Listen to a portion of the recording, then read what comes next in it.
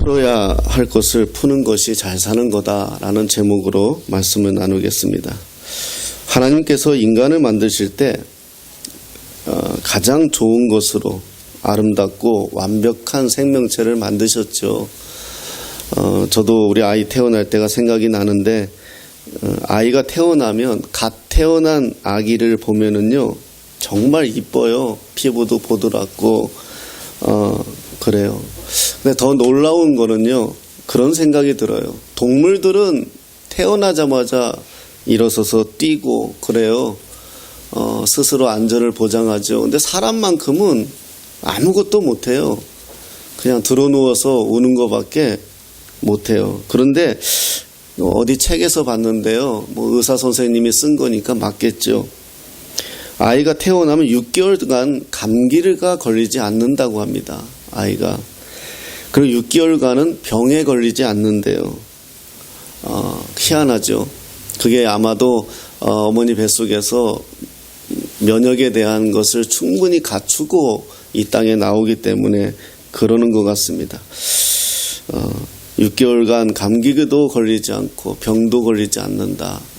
그게 아마 하나님께서 그 아이가 생존하는 그 6개월을 기간을 두고 보시는 것 같지 않나 그런 생각을 감히 해봤어요. 출애굽기에 보면은 하나님을 만난 모세를 어떻게 말하냐 하면 얼굴에 광채가 났다 이렇게 이야기해요. 그래서 많은 사람들이 모세의 얼굴을 제대로 쳐다보지 못했다. 사도행전에서도 스데반 집사를 보고 순교할 때 그런 표현을 같은 표현을 써요. 하나님을 스데반의 얼굴에서 광채가 났다 그래요. 그 광채가 뭘까 그런 생각을 해봐요. 자연적인 얼굴의 빛이 아니라 그리스도 예수의 빛을 받은 사람들의 얼굴의 모습이지 않을까 감히 그렇게 생각을 해봐요. 2020년 12월 우리가 현재를 살아가고 있습니다. 그런데요, 지금 이 시간에도 매 8시간마다 청소년 폭력과 가출이 일어나고 있고요. 한 해에 200만 명이 넘는 아이들이 낙태로 죽음을 맞이하고 있어요. OECD 가입국 중에 이혼율이 우리나라가 1위고요. 교통사고가 1위고요. 간암 사망률이 1위예요. 전 세계에서 술을 가장 많이 먹는 나라 중에 하나죠. 도덕 부패 지수는 말할 것도 없고요. 이제는 마약 안전 국가도 이제는 아니지 않나 그런 생각이 들어요. 저번에도 한번 말씀드렸죠. TV 보다가 어떤 외국 사람이 인터뷰를 하는데 한국 사람에 대해서 이렇게 얘기하더라고요. 한국 사람들은 지하철을 타고 가는데 다 화난 사람처럼 보이더래요. 다 화가 난 사람들처럼 표정도 없고 묵묵히. 그래서 자기들이 참 어떤 때는 한국 사람들이 역동적이고 굉장히 밝고 웃음이 많은데 지하철에서 한국 사람들을 보고 엘리베이터에서 보았을 때는 말을 섞기가 무서웠다. 언제 분노가 폭발할지 모르겠더라. 이렇게 이야기하는 걸 봤어요. 오래전 일이지만 기억하기 싫지만 2003년도에 대구에서 충격적 사건이 일어났죠. 어떤 정신적으로 불안한 사람이 지하철에 방화를 저질러서 190명이 죽었어요. 수백 명의 사상자가 생겼고요. 지금도 묻지마 폭행 그러죠. 그리고 길 가다가 아무런 이유 없이 봉변을 당하는 경우도 있어요. 한 사람이 그 증오의 마음이 그 무고한 사람을 얼마나 아프게 할 수 있는지를 우리가 봐요.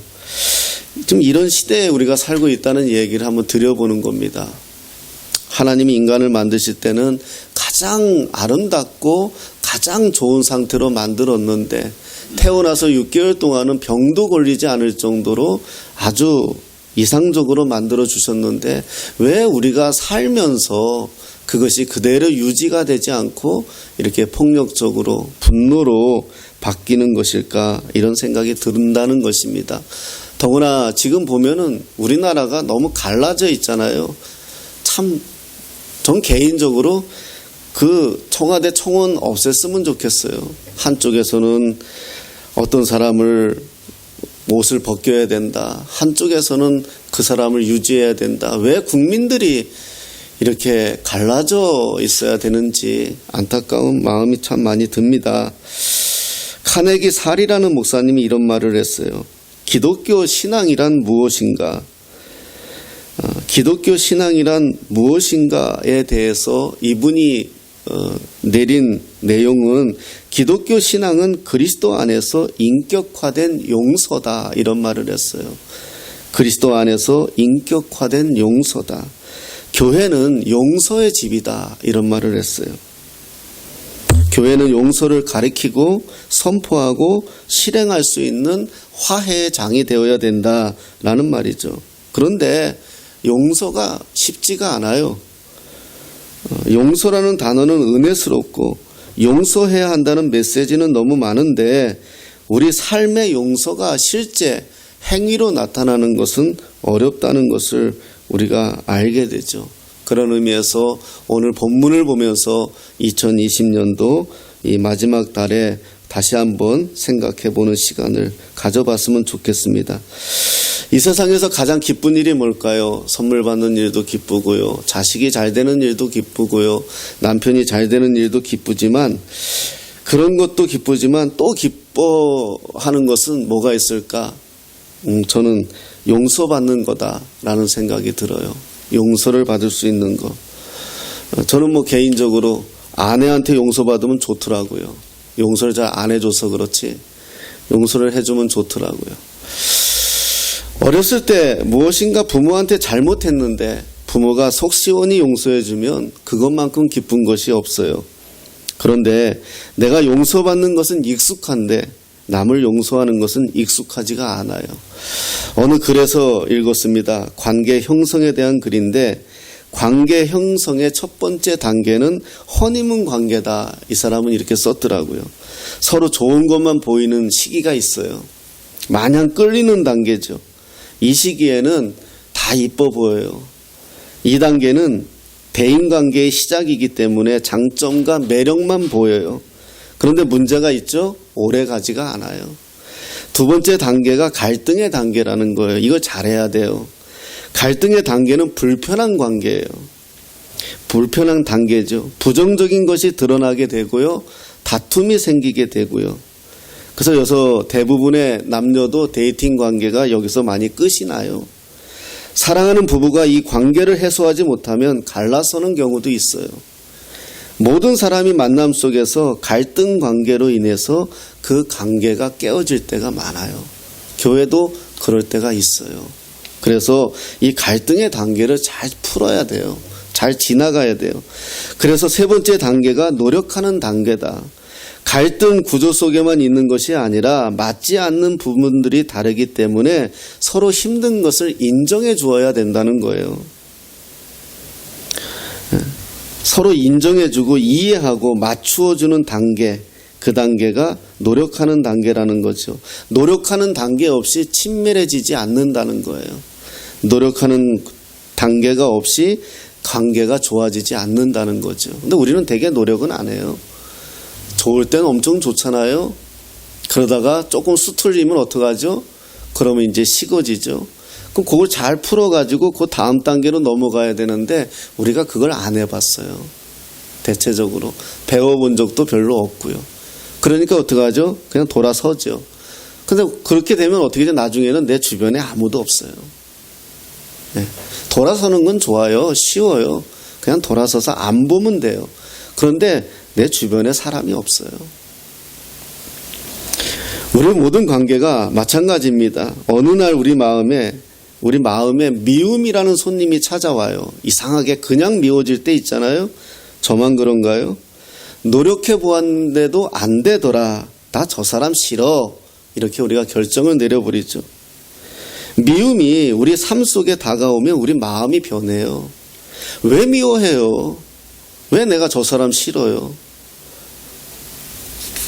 내게서 그런 마음이 있으면 어떡하죠? 내게서 그 사람에 대해서 나가는 말이 잔인하게 돼요.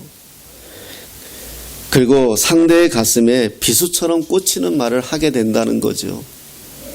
소설가 찰스 디킨스라는 사람이 그레이트 익스프레션이라는 소설에서 내용이 이런 내용이에요. 잠깐 설명해 드릴게요.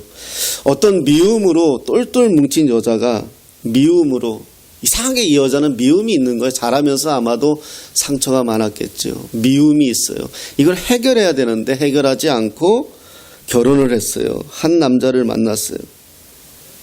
그런데 그 미움이 그 결혼하기로 약속을 하고 그런 과정 속에서도 둘이서 해결이 안 돼가지고 결혼을 하게 되었고, 그럼에도 불구하고 결혼식이 9시인데 8시 50분에 신랑으로부터 소식이 온 거예요. 내가 당신하고 결혼하지 않겠다고요. 그래서 신랑이 오지 않을 거라는 정보가 8시 50분에 온 거예요. 여자는 웨딩드레스를 입고 남편을 맞이할 준비를 하고 있는데 신랑이 떠나버린 거예요. 당신의 미움으로 함께할 수가 없겠다고. 그날 입은 웨딩드레스가 세월이 지나서 웨딩드레스가 노랗게 변할 때까지 이 여자가 벗지를 않고요. 웨딩 케이크 썩어 쥐들이 나올 때까지 내버려 두고요. 이 여인은 비참한 여인으로 변해가죠. 그리고 그 미움은 더 커져서 온통 신랑에 대한 미움으로 더욱 똘똘 뭉치게 되죠. 이 여인이 사는 집은 흉가로 변하고요. 이 여인은 날카로운 쥐들의 이빨보다 나의 가슴을 갉아먹고 있다. 이렇게 자기 스스로를 말해요. 그게 뭐지요? 미움이에요. 결혼식을 앞두고 자기를 버리고 8시 50분에 떠난 그 남자를 향한 미움이 이 여인의 평생 이렇게 비참하게 만들어 버렸다는 거예요. 이 소설에서 전달해 주는 게 뭘까요? 이 미움이 얼마나 우리 인간의 파괴적인 에너지를 주는지 생각해 볼 수 있다는 거죠. 미워하니까 그냥 떨쳐버리고 새 인생 살았어야 되잖아요. 그 인생이 너무 아깝잖아요. 안타깝잖아요. 그리스에 또 이런 이야기가 있습니다. 한 요정이 소녀에게 나타나서 너의 소원을 말하면 들어주겠다. 그렇지만 네 소원대로 말하면 네 친구는 네가 받는 거 2배를 받게 해주겠다. 이렇게 해요. 얼마나 좋아요. 나는 소원대로 성취되고 내 친구는 내 소원의 2배를 받으니까. 그런데 이 친구가, 이 소녀가 자기 마음속에 미움이 있었어요. 미워하는 친구가 있었어요. 그러니까 뭐라 그랬느냐? 나의 한쪽 눈을 멀게 해달라고요. 그러니까 자기는 한쪽 눈 멀고 자기 친구는 2눈 다 머는 장님이 되는 거잖아요. 그런 내용이 그리스의 신화의 내용이 있어요. 친구를 향한 미움이 이렇게 한 인간을 왜곡되게 만든다라는 거죠. 성경에도요, 구약시대 때 시기하고 미워하고 비판하는 사람을 우리가 뭐라고 말했냐면 물매꾼이라고 말했어요. 물매꾼이 단순히 골리앗 장군만, 골리앗만 이야기한 게 아니에요. 물매꾼이라는 사람들이 있습니다. 이스라엘에서 전쟁이 나면 적이 성을 포위한 뒤에 가장 먼저 돌로 우물을 막아버린대요. 왜냐하면 사람들이 목이 말라 성 밖으로 나오게 하기 위한 전략이죠. 그래서 물매꾼과 미워하는 사람의 차이가 어떤 연관성이 있느냐 하면 물매꾼은 돌을 던져서 이 우물을 막아버리는 사람들이라는 거죠. 인생에 물맷돌 같은 사람들이 있다는 겁니다. 물맷돌 같은 마음이 우리 가운데도 있다는 거죠. 그래서 우리가 말과 행동으로 상대방을 거꾸로 때리는 사람들이 누구다? 물매꾼이라는 거예요. 이 시대의 물매꾼이죠. 당시에는 전쟁터에 나가서 상대방을 힘들게 만들고 아프게 만들고 화가 나게 만드는 사람들이 물매꾼이었다면 이 시대의 물매꾼은 누군가의 마음을 아프게 하고 힘들게 하고 정죄하는 사람들이다라는 것을 볼 수가 있죠. 여러분, 이런 마음의 물매꾼이 되면 손해보는 것이 참 많아요. 첫째는요, 마음이 망가집니다. 마음이 예쁜 정원이 아니라 잡초로 무성한 마음으로 변해버립니다. 두 번째는 성령이 사실 수가 없어요. 성경에 성령은 소욕에 따라 살면 안 된다고 말씀하거든요. 미움이 성령의 소욕에 따라 살지 못하게 만들어 버려요. 세 번째는 미움 따라 살면 소중한 감정이 파괴가 돼요. 네 번째는 우리를 불행하게 만들죠. 기쁨을 송두리째 뺏어버리기 때문에 그렇습니다. 하나님이 그리스도 안에서 용서한 것처럼 용서하고 사는 것이 참 중요하다라는 것입니다. 저와 여러분이 예수님께 용서받은 사실을 아십니까? 우리는 이미 예수님으로부터 용서를 받은 사람들이에요. 하나님 보시기에 우리 안에 악한 것이 많이 있습니다. 이것을 성경은 죄라고 이야기하지요. 우리가 하나님을 찾지 않고 세상과 죄의 길로 가고 있을 때 하나님께서 우리를 위해 용서의 길을 마련해 두셨습니다. 바로 우리를 위해 예수님을 보내주신 거죠. 아직도 많은 사람들이 이 진리를 깨닫지 이해하지도 못하고 있다는 것입니다. 오늘 본문에 그때 베드로가 나와 이르되 주여 형제가 내게 죄를 범하면 몇 번이나 용서하여 주리이까 7번까지 하오리이까 예수께서 이르시되 내게 이르노니 7번뿐 아니라 70번을 7번까지라도 할지니라 그렇게 말합니다. 하루는 베드로가 예수님 형제가 나에게 죄를 범하면 몇 번 용서해 줘야 될까요? 아마 베드로에게 어떤 형제가 죄를 지어서 마음이 아팠나 봅니다. 그래서 몇 번이나 용서해 주면 될까 고민하다가 예수님께 물어보지요. 그래도 베드로는 예수님의 제자답게 그래도 7번 용서해 주면 되지 않겠습니까? 이스라엘 사람들에게 7이라는 숫자는 굉장히 의미가 있는 숫자입니다. 7번 용서해 주면 다 용서해 줬다 생각을 하거든요. 그런데 주님이 뭐라고 말씀하십니까? 70번씩 7번 용서해 주라는 거죠. 이 말을 들은 베드로가 두 눈이 동그라졌겠죠. 7번도 아니고 70번씩 7번이면 490번이 됩니다. 주님은 이 말은 무조건 용서해 주라는 거죠. 490번 용서해 주고 491번은 화살을 쏘라는 것이 아니라 무조건 용서해 주라는 거죠. 비슷한 본문이 누가복음 17장에 나옵니다. 만일 하루에 7번이라도 내게 죄를 짓고 7번 내게 돌아와 내가 회개하노라 하거든 너는 용서하라 하시더라. 사도들이 주께 여짜오되 우리에게 믿음을 더하소서 하니 예수님이 하루에도 7번 잘못하고 용서 구하면 용서하라고 하니까 제자들의 반응이 뭐라고 합니까? 믿음을 더해 주십시오. 우리 못하겠습니다. 이 말이거든요. 우리가 그렇게 할 수 있도록 믿음을 주십시오. 사실 용서가 어려워요. 정말 어려워요. 저는 뭐 개인적으로 이 시간에 다 말할 수 없지만 정말 참 저는 주님의 은혜로 사는 사람인데 좀 어렸을 때 좀 못됐었어요. 지금도 못된 구석이 참 많아요. 그래서 주님 앞에 늘 부끄러움을 당하는데요. 제가 우리 작은 집에 불을 질렀던 사람이에요. 아버지 돌아가시고 여러 가지 얽혀있는 문제 때문에. 그리고 제가 10대에 용서를 못했어요. 제 마음에는 미움이 너무 크게 자리 잡았어요. 그래서 오늘 본문을 설교를 준비하면서 참 다시금 많이 생각해 봅니다. 정말 미웠거든요. 조카 하나 있는 거 그거를 그랬으니까요. 아버지 돌아가시면서 내가 어린 나이니까 뭘 알아요? 다 갖고 가버렸죠. 그거 내가 나중에 조금 철이 들고 나서 알게 되고 그때 정말 제가 그렇게 힘들었을 때 그들이 외면했을 때 용서가 안 되더라고요. 그때는 어렸으니까 가서 불 질렀죠. 다행히 불이 크게 나진 않았어요. 용서가 어렵다는 거 저 알아요. 정말 용서가 안 되더라고요. 그래서 저는 그때부터 돈 벌어야 되겠다 생각을 그때부터 한 거예요. 내가 돈 벌어서 내가 저들을 내 무릎 앞에 꿇어야 되겠다는 게 제 생각이었어요. 정말 용서 어렵습니다. 우리 힘으로 안 된다는 거 알아요.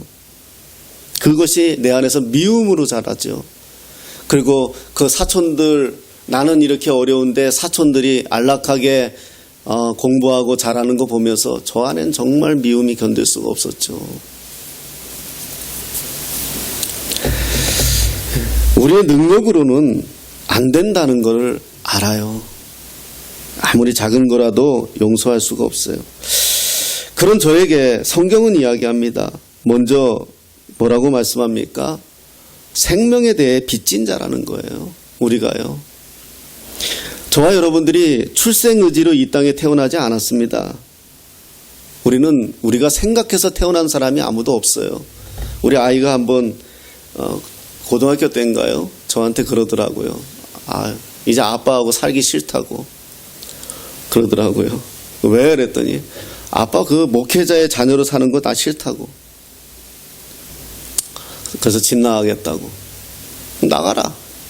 굳세게 살아라. 행복하게 살아라.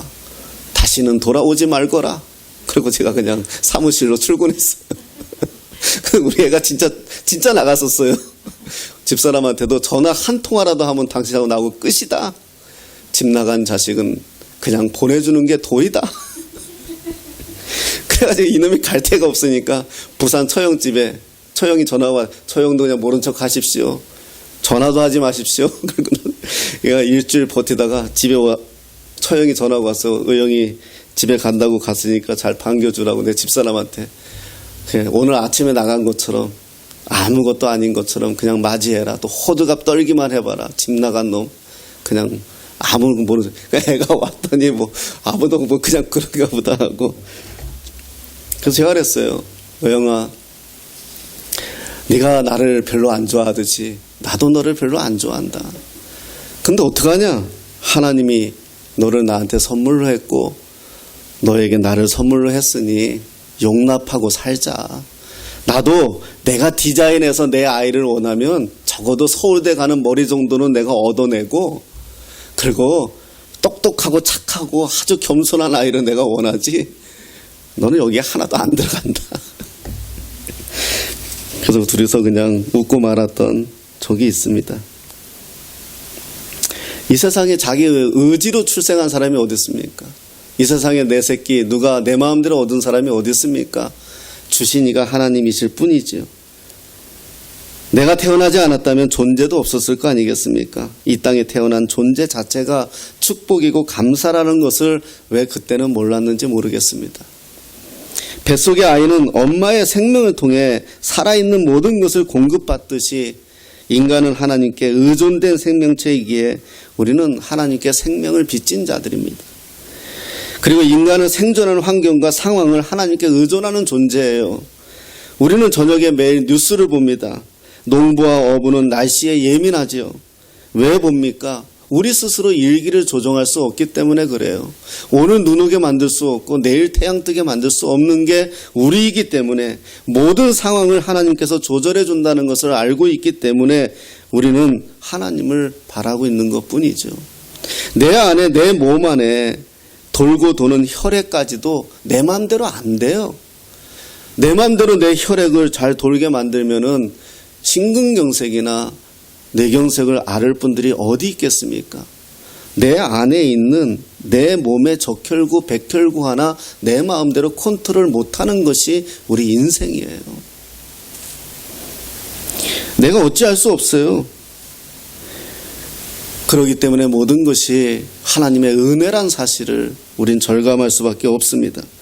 그리고 무엇보다 우리는 복음에 빚진 자들입니다. 여러분, 이 세상에서 가장 신기한 게 뭘까요? 저는 제가 믿는 겁니다. 저는 제가 믿을 수 없는 사람이었어요. 굉장히 이지적인 인간이었고요. 굉장히 좀 그런 사람이었어요. 하나님이 천지를 창조했다? 어떻게 믿습니까? 내가 봤습니까? 저는 그랬어요. 엄마 따라 교회 다녔지만 청년부 회장까지 했지만 저는 예수님은 믿겠더라고요. 일리가 있어요. 그런데 그게 믿어진다는 사실이 기적이에요. 여러분, 이 시간에 이 자리에 나와서 예배하는 여러분들은 여러분 한 사람 한 사람이 기적이에요. 어떻게 이 자리에 나와서 앉아있을 수 있습니까? 보이지 않는데 어떻게 믿어집니까? 그런데 이게 믿어진다는 겁니까? 자, 이 믿음이 누구를 통해서 왔습니까? 먼저는 예수님이지만 수많은 순교자들과 수많은 믿음의 선배들과 수많은 믿음의 선진들을 통해서 저와 여러분들에게까지 온 겁니다. 아브라함부터 시작해서 아담부터 시작해서 12사도로 시작해서 바울과 루터와 칼빈으로 시작해서 내 어렸을 때의 스승과 내 어렸을 때의 주일학교 선생님과 나의 부모님을 통해서 여기까지 온 거 아니겠습니까? 우리나라의 복음은 어떻게 들어왔습니까? 110여 년 전에 언더드와 벤젤러 같은 선교사들 통해서 들어왔습니다. 우린 다 빚진 겁니다.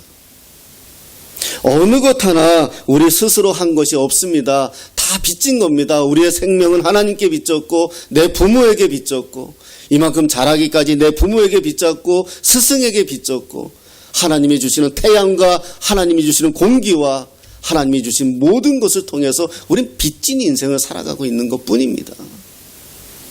내 것이 없습니다. 그런데 더 중요한 건 우리는 아까도 말씀드렸지만 태어나면서부터 6개월 동안 감기 걸리지 않을 정도로 완벽하게 우리를 만들어서 이 땅에 내어 보내줬습니다. 그 아이 얼마나 이쁩니까? 우리가 살면서 우리 안에 미움이 생기고 갈등이 생기고 증오가 생기고 우리 안에 분노가 생기고 용서하지 못함이 생기고 이런 인생 살면서 우리는 수없이 죄와 죄 가운데 살아가고 있었습니다. 그 해결할 수 없는 죄를 이제는 하나님의 아들 독생자 예수 그리스도가 이 땅에 오셔서 자기를 죽이시면서까지 십자가에 매달면서 피 한 방울 물 한 방울 다 쏟으시면서까지 우리를 용서해 주셨습니다. 우리가 한 게 뭐가 있습니까? 믿음까지도 선물로 주셨습니다.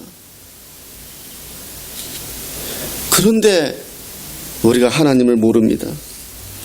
그 은혜로 산다고 말하면서 아직까지 우리가 모릅니다. 우리는 10,000달란트 이상의 빚을 청산받았으면서도 불구하고 내 마음에 요만한 거 하나 내 마음이 수틀리면 용서가 안 됩니다. 우리 주 예수 그리스도는 저와 여러분들을 용서하시기 위해서 십자가에서 죽으시면서까지 용서했는데 나는 수틀리면 내 안에 요만한 거 하나 용서 못합니다. 성경에서 10,000달란트 이상의 빚을 진 자가 그 청산을 받았으면서도 100데나리온 용서하지 못한 것처럼 우리가 그러한 인생을 살고 있지 않나 생각합니다. 저는 종종 지금까지 오랜 세월 교회를 섬겨오면서 놀라운 장면이 있습니다. 교회 안에서도 용서가 안 돼요. 교회 안에서도 용서가 안 돼요. 그런 분들 많이 봐요.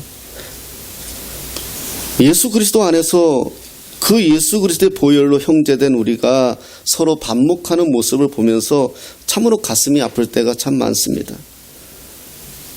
이것은 신앙생활 하는 게 아니죠. 자식끼리 서로 싸우면 가장 마음이 아픈 분이 아버지이듯이 우리 그리스도 예수 안에서 형제자매된 우리가 다투면 가장 마음이 아프신 분은 하나님이십니다. 오늘 성경은 35절에 이런 말씀을 합니다. 너희가 각각 마음으로부터 형제를 용서하지 아니하면 나의 하늘 아버지께서도 너희에게 이와 같이 하시리라. 아멘. 무서운 말씀이에요. 우린 참 희한해요. 뭐라 그럴까요? 나쁜 짓 하면은 벌 받는 거 알아요. 그래서 우리는 나쁜 짓을 안 하고 살려고 애써요. 근데 이건 너무 쉽게 하면서도 이건 무서운 말이잖아요. 마음으로 형제를 용서하지 못하면 하나님 아버지도 하나님 아버지도 우리를 용서하지 않겠다는 거잖아요. 그 말은 무슨 말입니까? 뒷말은 두려워서 하고 싶지가 않아요. 평생 신앙생활 잘하면서 마지막에 누구 하나 미워하고 죽어불면 누구한테 용서를 받습니까? 그래서 뭐라고 말씀하십니까? 각각 마음으로부터 형제를 용서하지 않아요. 용서는 하나님의 명령입니다. 그래서 결론 한번 생각해 봤어요. 용서는 뭘까? 저는 혼자 고민을 좀 해봤습니다. 어젯밤에 한번 생각을 해봤어요. 용서는 뭘까? 제가 내린 결론은요, 성경은 아닙니다. 제가 내린 결론은 잊어버리는 거더라고요. 용서는 잊어버리는 거예요. 저 사람이 나한테 한 행동이 잊어지면 돼요. 근데 우리가 그 잊지를 못하잖아요. 불끈불끈 그때가 생각이 나잖아요. 그래서 잠자다가도 벌떡 일어날 만큼 나를 아프게 하잖아요. 용서가 안 되는 거죠. 잊어버리면 되는데. 그래서 그런 생각이 들었어요. 왜 참 나한테 잘해준 사람들은 그렇게 잘 잊는데 왜 나한테 잘못한 사람은 어떻게 이렇게 역사적 사명을 안고 잊지 않는지. 그게 제 자신도 딜레마더라고요. 저한테 얼마나 많은 분들이 잘해 주셨습니까? 얼마나 많은 사람들이 눈물로 기도해 주셨고 얼마나 많은 사람들이 저를 사랑해 주었습니까? 그 사람들이 더 많은데, 그 사람들이 더 넘치는데, 그 나를 아프게 한 한 사람 때문에 내 마음이 황폐해진다면 그게 우리의 연약함이 아닐까. 그래서 그런 기도를 드렸어요. 주여 2021년도에 이 2020년도에 다 잊게 하여 주시옵소서. 우리 그리스도인들이 마음이 쪼잔해지면은 성령이 주시는 마음이 아닙니다. 우리 마음이 강팍해지면 성령이 주시는 마음이 아닙니다. 스스로 진단해 보면 답이 나옵니다. 이 땅에서 풀어야 할 것이 무엇입니까? 작은 것부터입니다. 견딜 수 없는 것이 무엇입니까? 하나님 앞에까지 갖고 가서 하나님 앞에서 우리가 무슨 말씀을 들어야 하겠습니까? 하나님은 우리의 외식을 압니다. 우리의 잘못된 생각을 아십니다. 그래서 오늘 말씀을 하십니다. 풀어야 합니다. 왜 그렇습니까? 내가 신앙생활 하기 위해서입니다. 내가 살기 위해서입니다. 아까 8시 50분에 결혼을 하지 않겠다고 통보한 그 신랑을 잊지 못하고 시계가 8시 50분에 멈춰져서 평생을 그 도망간 신랑을 미워하다가 죽어진 그 인생과 같은 그 인생이 얼마나 처참합니까? 혹시 우리들 마음도 그러한 부분이 있다면 오늘 주님 앞에 내려놓았으면 좋겠습니다. 2020년도 이제 마무리되고 올해는 정말 다사다난한 한 해였습니다. 이제 갈무리하시고 사랑하고 용서하고 더욱 사랑했으면 좋겠습니다. 사실 우리 교회는 지금 뭐 부부가 지금 한 분밖에 없어서 그렇죠. 부부가 없지만은 우리 한번 옆에 있는 앞뒤로 있는 분들에게 한번 이런 말 한번 해봤으면 좋겠습니다. 아, 그거보다 먼저 하나 할까요? 이건 제가 한 번씩 하는 건데 여러분들도 하면 행복해요. 우리 집사람이 그 모습을 볼 때마다 저보고 또라이끼가 충만하다고 하는데요. 거울 보면서 한 번씩 제가 그래요.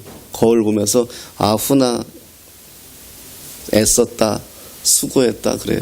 여러분 한번 해볼까요? 내 자신에게요. 아, 2020년 한 해 참 수고했다, 참 애썼다. 한번 자기 자신을 칭찬 한번 해줘 보세요. 못해요. 빨리 해보세요. 미치겠죠? 어색해서요. 근데 가만히 생각해 보니까요. 내가 나를 칭찬 안 하면 누가 나를 칭찬하겠어요? 나부터 나를 좀 칭찬했으면 좋겠어요. 네. 참 애썼다. 참 수고했다. 성격 더러운 놈하고 같이 다니느라고 참 고생했다. 예, 오늘 집에 가시면은 남편이나 아내나 부모님에게도 한 해 동안 수고하셨습니다. 혹시 한 해 동안 제가 당신에게 조금 불편한 마음이 있었다면 용서해주고 2021년도 우리가 행복했으면 좋겠습니다.